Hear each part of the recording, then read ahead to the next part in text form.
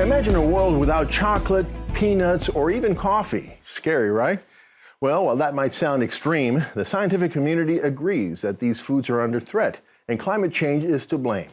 Scientists say that rising temperatures and extreme weather brought on by human activity are making it harder to grow crops in certain areas, and that will lead to shortages and more expensive food at the supermarket.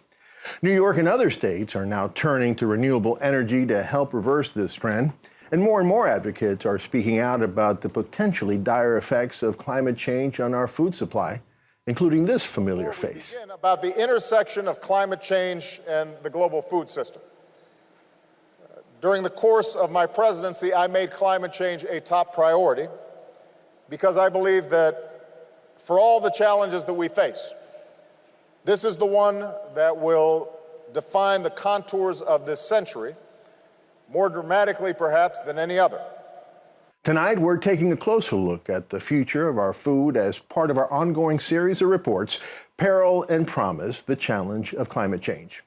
And joining me now with more on all this is Rebecca Benner, Science Director for the Nature Conservancy here in New York. Rebecca, thanks so much for joining us on the show. Thanks for having me. It's great to be here. So let's start with the fundamentals. What exactly is happening with climate change in general?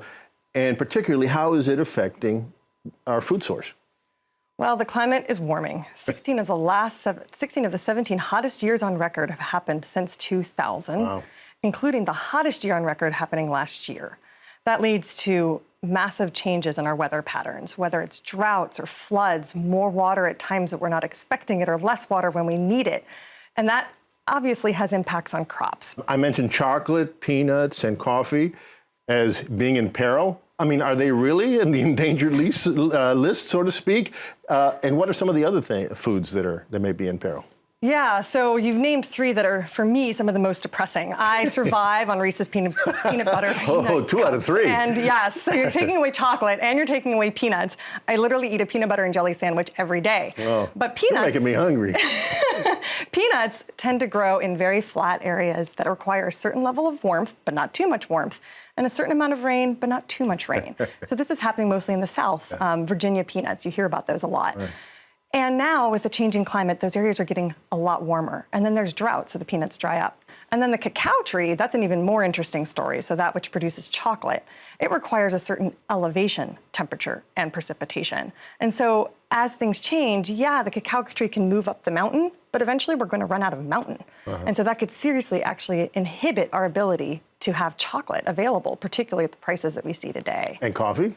The regions where we grow coffee are seeing a huge lack of rain and rain at unpredictable times. And coffee trees require exact amount of rain input to be able to grow and flourish. So we're seeing huge declines in coffee production across the globe. So what's the Nature Conservancy doing about all this besides getting the word out? And what can we do about this?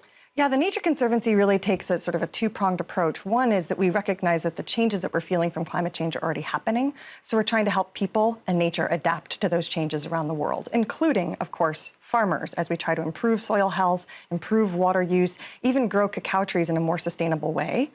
And then we're also trying to mitigate future, even more catastrophic impacts from happening, whether that's through sequestering carbon in forests and helping conserve forests around the world, or working with governments like the New York State government, which you already mentioned, on renewable energy, making sure that our electricity comes from wind or sun.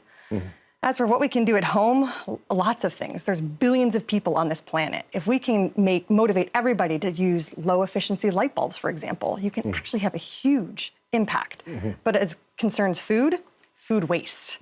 We waste so much food, and that's actually one of the biggest contributors to greenhouse gases, and one of the easiest things we can do to help eliminate some of the emissions that we cause at home. So very quickly, we have less than a minute left. Necessity being the mother of invention, there are those who say, well, listen, this is all true, but in the past we've done it, we've created technologies that resolve the problems. Will technology resolve this problem? I have a ton of faith in humanity and our intelligence, and I think we can solve this problem. I don't think a technology solution will solve the problem, since we're already seeing impacts today. I mean, again, we talked about how hot it's been and how much hotter it's getting. So we're already seeing impacts that we cannot fix right now. But I do think the global community can come together and find the solution to this and make sure that we have good, healthy food, clean waters, clean air, and all the things that we rely on to live healthy lives. All right, Becca. Thank you so much for joining us today. Thanks so much for having me.